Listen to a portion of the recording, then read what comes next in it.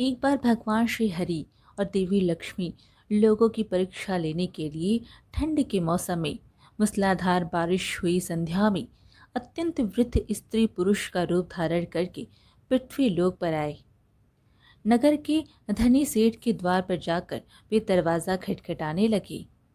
दरवाजा खोलकर सेठ जी ने जब यह देखा तो बिगड़ कर बोला, अरे, कीचड़ सने पांव से सारे दालान में मिट्टी फैला दी, भागो यहां से।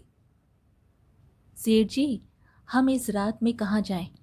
वृद्धा यानी कि लक्ष्मी माँ गिड़गिड़ाई, ठंड से प्राण निकल रहे हैं, कहीं ठहरने भर को जगह दे दो।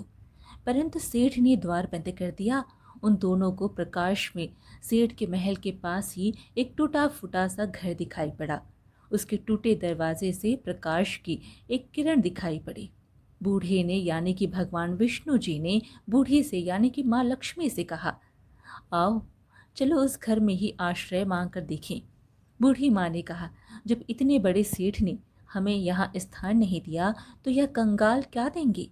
और ठहरने की जगह भी मिल गई तो रात भर बिना ओढ़ना बिछौना के इन फटे भीगे कपड़ों में तो प्राण ही निकल जाएंगे। बूढ़े बाबा बोले, कुछ भी हो, मुझसे अब और चला नहीं जाता। और फिर दोनों ने आगे बढ़कर द्वार खटखटाया। दूसरे ही क्षण हाथ में दिया लिए मैली फटी साड़ी पहने एक स्त्री ने द्वार खोला। उन दोनों की दशा देखते ही वह करुणा भरे स्वर में बोली, हाय हाय, आप लोग इस अंधेरी रात में कहाँ भटक रहे हैं? आइए, भीतर आइए। उन्हें सहारा देकर वह भीतर ले गई। छोटी सी कोठरी में दो टूटी फूटी चारपाइयाँ पड़ी थी। उनमें से एक को खाली कर स्त्री ने उनसे बैठने को कहा।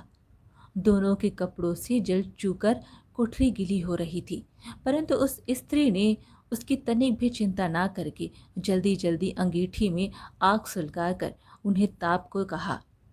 फिर दो पुराने परंतु धुले हुए कपड़े लाकर बोली, बाबा, आप लोग अपने भीगे कपड़े उतार कर इन्हें लपेट लो। क्या करूं, मैं बहुत गरीब हूं, इसलिए इन्हीं दो कपड़ों में गुजर करनी होगी। आपके कपड़े मैं निचोड़ कर फैला दूंगी। उन्हें कपड़े बदलवा कर वह दालान में गई और दो पीतल की छोटी छोटी थालियां में बथुए का साग तथा बाजरे की रोटियां रखकर ले आई। माता जी, उसने बूढ़ी माँ से कहा, आज मेरे घर में यही भगवान का प्रसाद है। मुझे बहुत दुख है कि ना तो घर में घी है, न दूध और ना ही चीनी। कोई बात नहीं बेटी, हमें तो यह भोजन बड़ा ही स्वादिष्ट लगा। वे दोनों खाते हुए बोले। थोड़ी देर में उस स्त्री का पति भी आ गया। वह बेचारा भी रोजगार की तलाश में दिन भर घूमकर अब थका हारा लौट रहा था। पत्नी ने अतिथियों को भोजन खिला देने की बात चुपके से द्वार पर ही अपने पति को सब कुछ बता दिया। सुनकर वह भी बड़ा प्रसन्न हुआ। फिर दोनों ने अपने बिछौने उन दोनों वृद्धों को देकर दो खाट पर सुलाया और खुद दोनों एक फटा टाट ओढ़कर जमीन पर लेट गए। प्रातःकाल जब बारिश बंद हुई तो वे बुजुर्ग जाने लगे। स्त्री ने हाथ जोड़कर सूरज निकलने तक रोका। फिर घर में जो कुछ चने पड़े थे उन्हें पीसकर आटा गूथा, रोटियां बनाकर उनके लिए बांध दी और बोली, माता जी, हम निर्धन हैं, इसलिए जैसी सेवा करनी चाहिए थी वैसा कर ना सके। आशा है आप हमें क्षमा करेंगी। बूढ़ी माँ बनी लक्ष्मी जी ने उत्तर दिया, बेटी, वह दिन भर खाली ना होगी। वे लोग चले गए तो स्त्री को अपने बथुए की हांडी को साफ करने की याद आई। रसोई में जाकर उसने हांडी उठाई तो देखकर आश्चर्यचकित हो गई। उस हांडी में अशर्फियां भरी थी। अब जो उसने उसे उलट कर रखा वह दोबारा भर गई। वह उन अशर्फियों को उठाकर रखती और हांडी में दूसरी भर जाती। दिन भर में उसकी कोठरी अशर्फियों से भर गई। बस फिर तो उसके पति ने उन अशर्फियाँ को बेचकर बढ़िया मकान ले लिया, एक कपड़े की दुकान खोल ली, घोड़ा गाड़ी खरीद ली और वे सुखपूर्वक रहने लगे।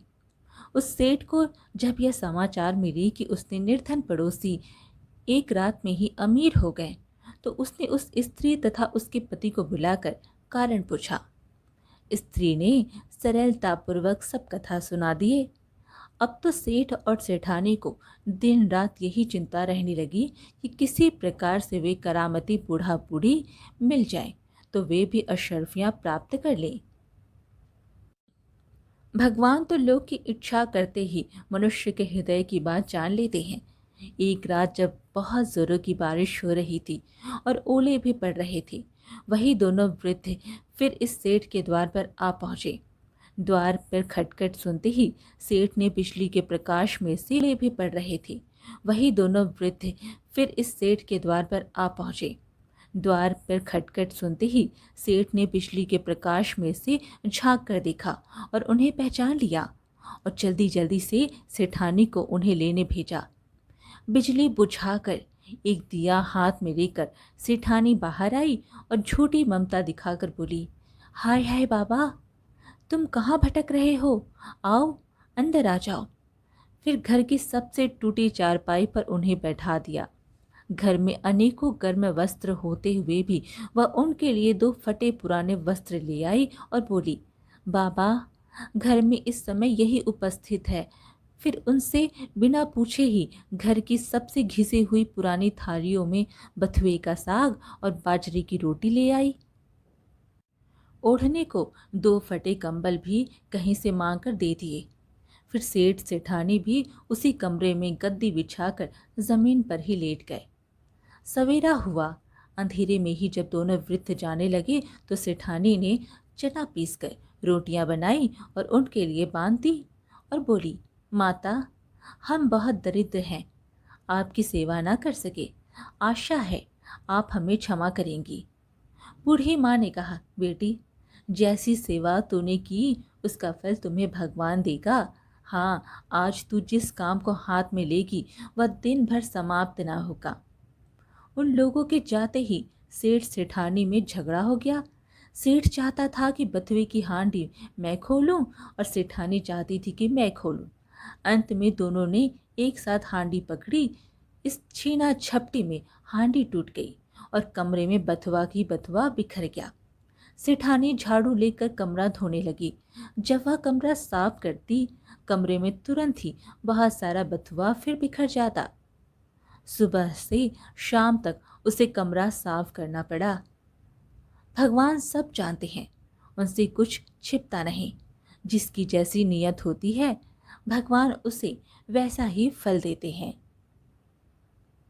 दोस्तों, आज की कहानी कैसी लगी हमें ज़रूर बताइएगा और साथ ही ऐसी कहानियाँ सुनने के लिए हमारे चैनल को सब्सक्राइब कर लीजिएगा। धन्यवाद।